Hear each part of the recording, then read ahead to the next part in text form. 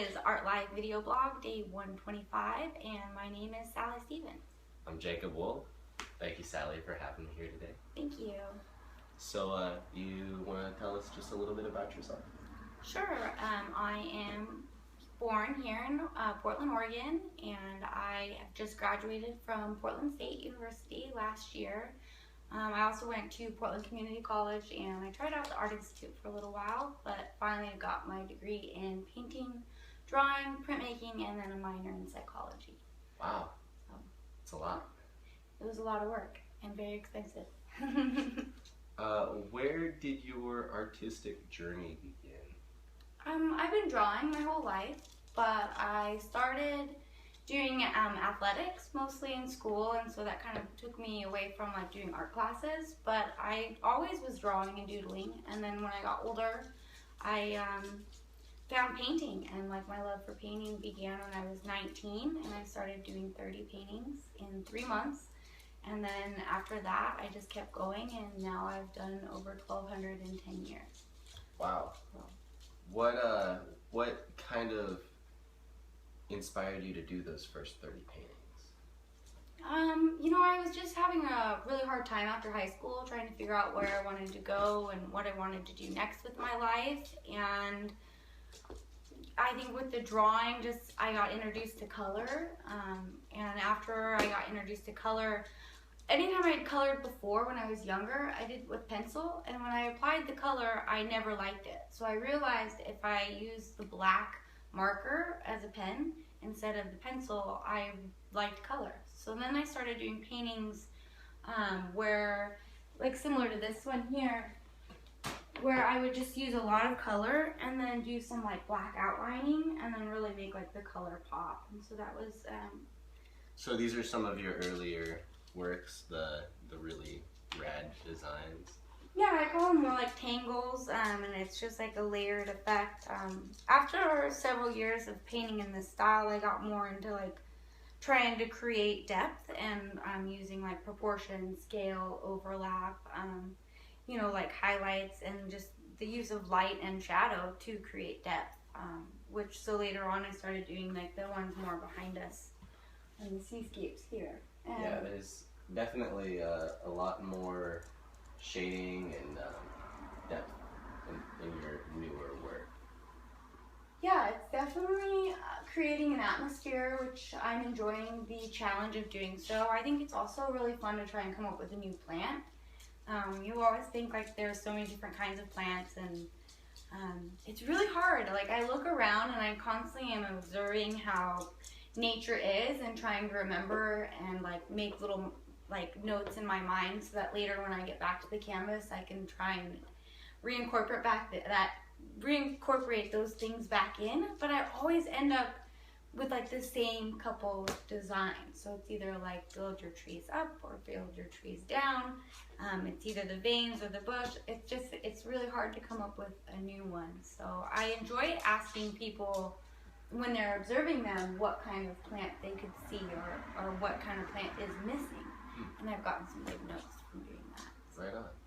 yeah, upside down trees was the interesting thing I heard I need to do. So, these are some of your early ones. Is this one of the first 30? It is, yes, actually. I did 7 in a week within that first 3 months, and that was one of the 7. So I did one each day. Right on. And where did you go from there? After I did this, I ended up going to school at Portland Community College. I got back into taking classes, and I wanted to take art classes because that was what I was enjoying. And I went to doing watercolors, and I did a lot of watercolors. I ended up taking 2 terms from the same teacher, Mark Smith, and he's still at PCC while doing other work as well, his own work. And he really inspired me to just create, it didn't matter what it was, just that we were doing it. And so he inspired a lot of works, and then like there's the girl over there. And I didn't do her during his classes, but later on I did this watercolor piece, and it's a 20 by 30 inch on a cold press paper.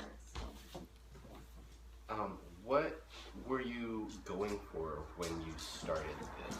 Like, what was your process like? This was actually a school project, and they wanted us to make a collage and then paint the collage. So at the time I was working at a florist shop, and so we had a lot of bridal magazines, and so I had cropped out her from a bridal magazine and then collaged it with some other things and then made a painting from that. Wow. That's how this one came about. Very cool.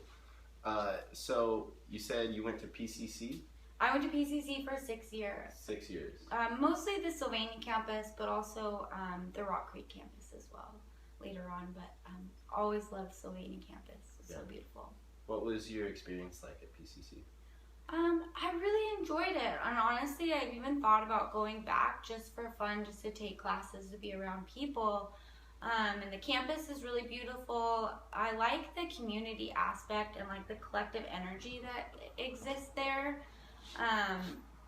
You know, at Portland State, there was still a community vibe, but at the same time, there was so many people that you were constantly around so many people that you really never got too close to anyone, or if you did, you know, it was just for that short time you were in that class and then you would move on, and you did that with so many people that it was hard to keep that going.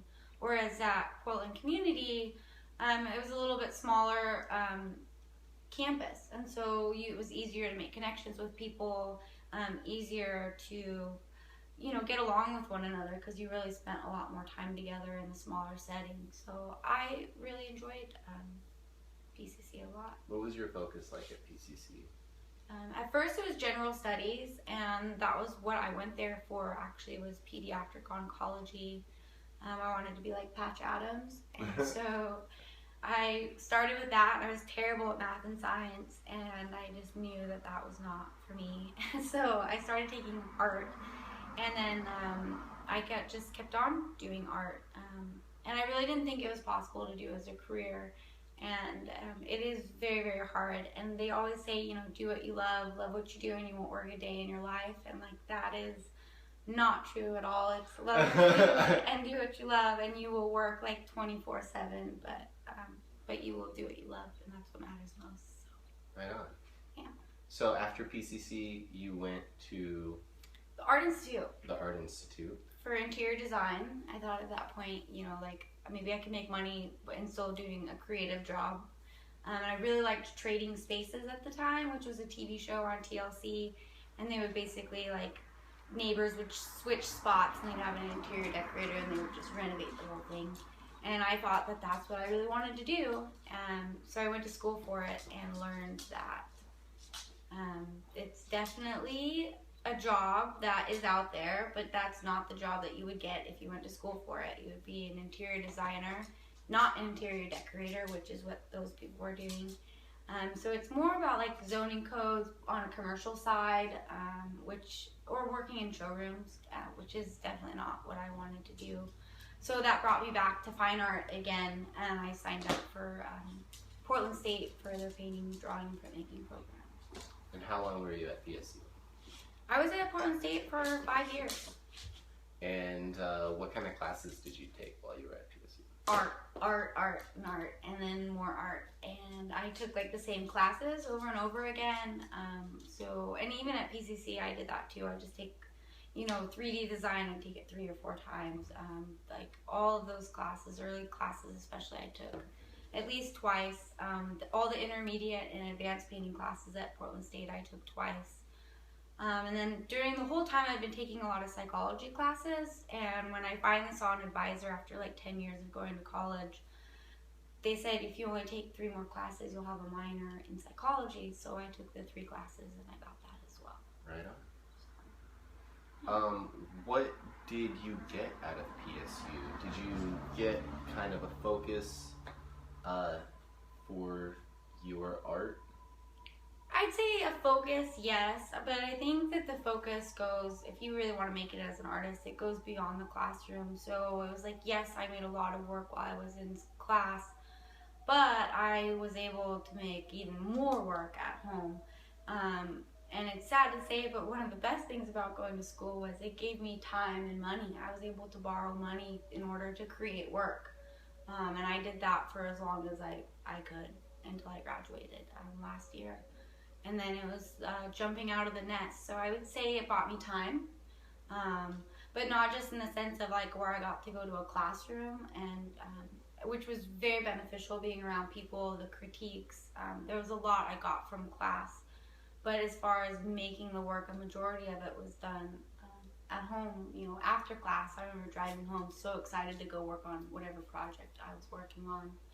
So instead of having to go work like a typical job, which I did a lot. I had like over 22 jobs by the time I was like 21. And then I just decided I have to work for myself, because if I don't do what I love, I'm not going to be happy. When did you start working for yourself? In 2008 is when I pretty much declared like this is going to be my business. I volunteered at a shop for 2 years and then bought into it and did that, but it was more of a volunteer thing. And I've done some other things as well, but for the most part, art is my passion. And Where were you volunteering?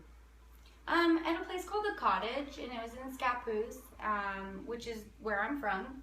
And we had 46 different artists and vendors that did all kinds of things. We had farmers that grew garlic. We had people that did sewing, made wind chimes, so all kinds of things. So it's just kind of like an artist collective? Definitely, yes. And so I kind of managed the 46 different artists, and then my partner, who primarily owned the shop, and then I bought into it later, was a florist. And so it was really exciting. I got a lot of experience and knowledge from doing that. I've been a part of some startup projects that friends have done, starting their own businesses, doing mural work and things like that. Yeah? You've done murals? Yes, I've done murals. I'm pretty quick, so I enjoy doing them. But it's one of those things that's always a big commitment to jump into doing a mural. I want to do murals so bad around Portland. There's still, like, there's murals everywhere, but there's still so many buildings with empty walls that I'm just like, that is a canvas just waiting to get painted on. Yeah. What do I have to do? What do I have to say to this company to make them let me paint on this wall? Like, do I have to say it's free of charge? Whatever, I don't care. I'll pay for the and do Kickstarter for funds. Right. I've chased some people down trying to paint some of those terrible walls in Portland, and it's always been a fun adventure. Because they always think I'm like with OLCC or something, like, why are you trying to talk to me about my, wall space?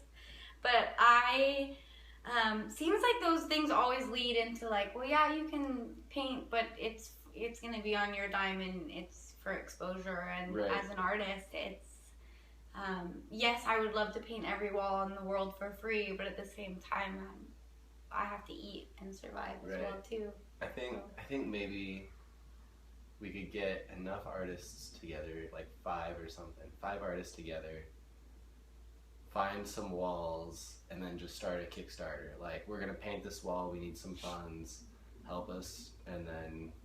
Sure. That, or even, there's a lady, and I forget her name, but she's part of, in the Pearl in Portland, and, they have to approve anything that gets done within, their area. And I'm sure different parts of Portland probably have different committees that do that. And so lining up with them would probably be the best way to get involved into actually setting something like that into motion. Hell yeah. I bet we could even raise enough money to where we were getting paid. Like, not even just getting the tools and tools and stuff paid for, but our time as well. I bet we could make this work. Good work and exposure. Yeah. Yes, I think exposure and good work go together well, and then usually someone will come out that wants to pay for that. So. Right on. So after you graduated from Portland State, what did you start working on? Actually, my first big project after Portland State was my children's book, because I had put out a coloring book 2 years previously, And I had created these line of creatures called squealies. And children especially seemed to really like them, but adults too, because they were intricate enough, and I had the paper high enough quality that you could use, markers or crayons or colored pencils, really anything that you want, as long as it's not too watery, because the paper's thicker. And so I remember when we were kids, it was like always that brown, terrible, like halfway recycled paper. And then your drawings never looked that good on there because it was like this beige paper. So I made sure to have the paper be high quality and white and durable enough for any kind of medium. So this is one of your coloring books. I'm just gonna quickly flip through it. Do you want to tell about the squealies? What was where did these originate from? So I started painting squealies in 2011. I have no idea where they came from or really what they were, but I guess where they came from was from the Living Lines collection I had started in 2007. I had done over 100 animals that year, some of them being 6 feet long. And I started morphing the different features of animals, and I started coming up with these little crazy things I call squealies. And some of them look like animals, others are more abstract and are a little more ambiguous. But it's always fun to hear what people say they look like. In 2012, I started doing the seascapes afterwards, and my aunt said, "Do you even know what a squill is?" And I looked it up, and it's a sea onion that they cut and dry and then use for medicine. Wow. So eventually they'll go and live in there. The early squealies had teeth, so Stuck on Pink is one of my favorites. So he's got some chompers on him. And I had told somebody I went to school for a really long time. And before they knew I'd done the art because they had seen the art, but they didn't know that's what I had gone to school for. And they said, "Well, what were you going to school for, to be a dentist?" And I said, "No." And they're like, "Well, what are the teeth about?" And that made me think. And I realized, as a kid, I had terrible teeth. I never lost 3 of my baby teeth. And so when I had to get braces, they were like springs, and I had to have some crazy surgeries. I had to have brackets cemented to my teeth, and then every couple weeks I would go in and they would yank on these chains and pull them down. And yeah, I remember the crazy braces. That sucked. 18 months. Yeah, mine was 2 years, and then I had 2 surgeries, oral surgeries. I remember waking up doing one, and so I think that was a way of maybe processing through that. And then I never thought about it until that guy asked me if I went to school to be a dentist, and I said no. That's not what the teeth are about. But it's more about my childhood horrors of terrible braces. And you said the kids really didn't like the teeth. The kids didn't like the teeth. I had them in a restaurant as the back of a coloring menu, and some kids loved them. Not all kids didn't like them, but there was a lot of kids that were like, "I'm not coloring this," and would push it away. Not happening. And then you did what? I switched them out to pink puffy lips. So if you hand me the black book there, so I switched them out to these puffy lips. I'm gonna show them those.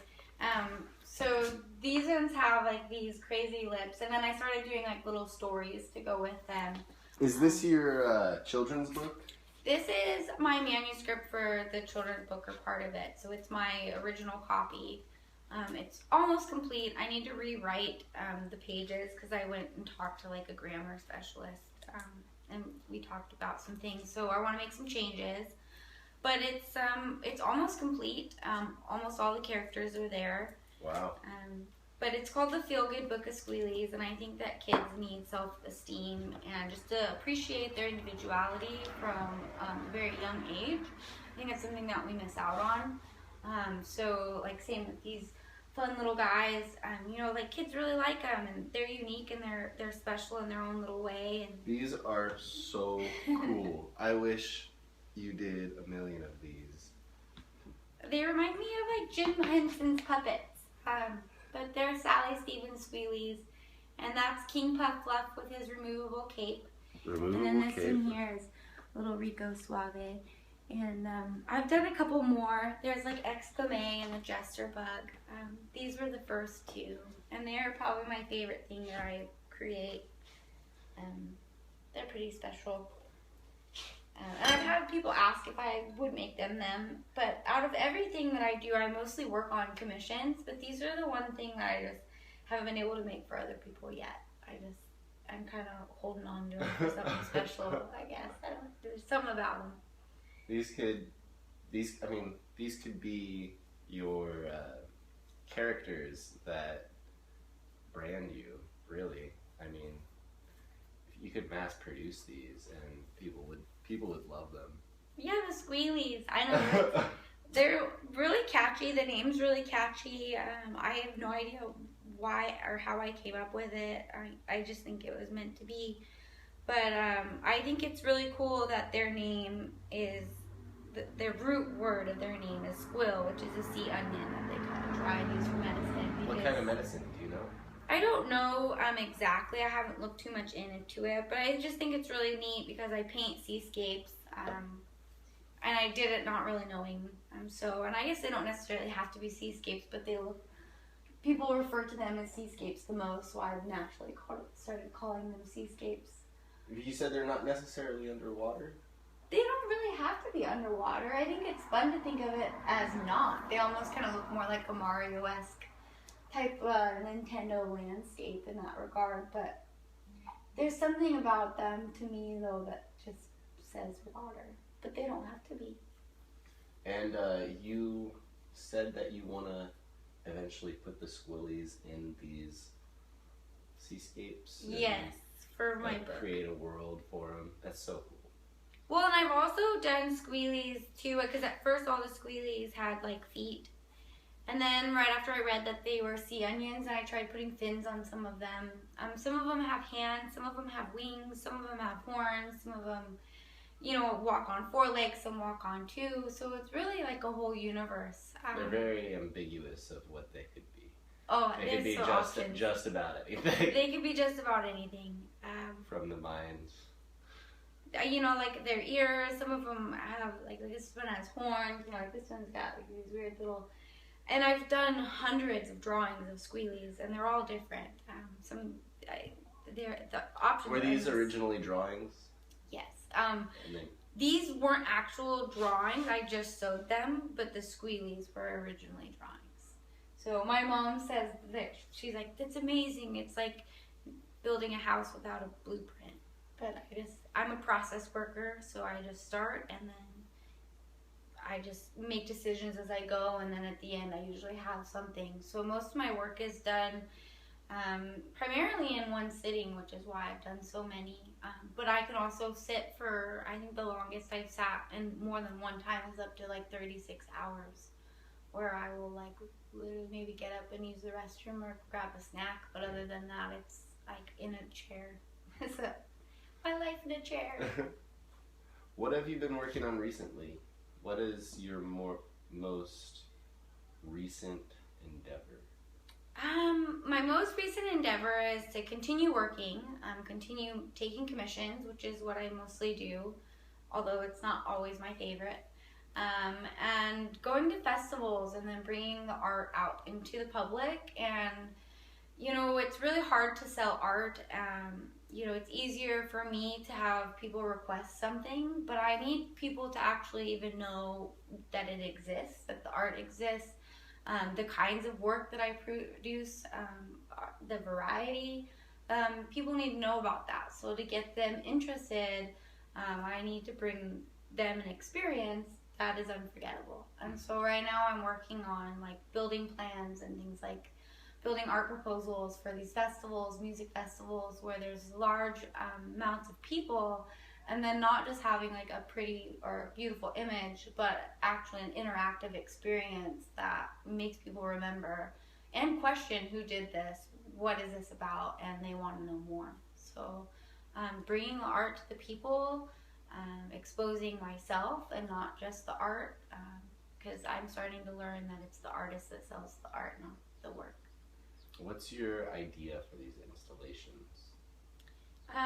My most recent idea, and it's still in process, but is kind of starting human capsules, where it would be like a solo experience for an individual to interact with my work one-on-one. And I say capsules plural because if it's an individual experience in a large setting of like a populated area, then there would have to be multiple so that there's not just like a huge line of people trying to get into this one thing. Right. So I would want to have, I've decided on 12 for my first proposal, one for each month. And then I would have either paintings or drawings, or maybe like throughout the years do different mediums in these human capsules that people could experience the art in. Right on. Yeah. So you're imagining something that this individual steps into and full 360-degree experience almost. 360-degree experience. There would be everything would be controlled pretty much. So it would be a controlled environment where the lighting, the sounds, everything would be controlled by me and what I would want the person to perceive, how I would want them to perceive it. Maybe if it's based on the months of the year, then I want a different mood for each of the months. Maybe I want the capsule, the outside to be a different color. Again, the options are endless, which is probably my favorite thing about art. But then to refine that into something that's your own, that's where the work comes in. Right on. So, where do you see your art going in the future? It's hard to say, and I try not to plan out. And as you maybe somewhat saw a small glimpse today, that I'm very multifaceted and kind of go all over the place. And things don't usually work in a straight line for me, so it's kind of balancing several ideas at once, and then like hoping that something will come out of all of them in the end, that they all merge together. So just to continue making the work is what it's about for me. It's all about the process, keeping my hands and my mind busy. It makes me feel better to produce something that I can look at and feel proud of, and then it makes me feel even better when I can put that out in the world and make other people feel good or happy, just based on an image. Right on. Yeah. Well, I'm having a gallery. I curate a gallery called Fourth Effin' Friday. It's the fourth Friday of the month. I've taken a little break over the summer, so the next gallery is going to be on the 28th of August. Okay. All the artists that I've interviewed are invited to come show art. There's going to be live music from bands and musicians that I've interviewed, and paint on the walls. There's free booze and food. There's going to be a face painter and might even have a balloon artist. Nice. Like, it gets crazy. It's a lot of fun. Sounds like fun. But it'd be an honor to have you come show. Yeah. Love for you to be there. I am available for that, yes. Awesome. I have lots of work. Look forward to seeing you there. And then if there's anything small that you wouldn't mind donating, it's not required by any means, but if there's something small that you don't mind donating, we do a raffle at the end of the night where any of the guests that come, they can donate $5 or more to the Art Life video blog, the Fourth Effin' Friday gallery, and if they do, they get a raffle ticket. Okay. And at the end of the night, they win art from tons of artists in all different mediums: sculptors, painters, photographers, musicians even donate stuff sometimes. Like, it's great. A lot of fun. And I can donate some stuff. I can put a little gift box together for sure. That'd be sweet. I'd really appreciate it. I can make that happen. Awesome. Well, do you have any last comments, questions, or concerns? No, not really. I really appreciate you coming out and like meeting you, getting to share my work with you and your viewers. I think it's really exciting. So I'm just glad to be a part of it. I appreciate you being willing and excited to be a part of it. I mean, I couldn't do this without the artists, and it's all about the artists. Yes, we need it. Awesome. We need it. Well, thank you so much for inviting me out here. Thank you. It was a pleasure to meet you.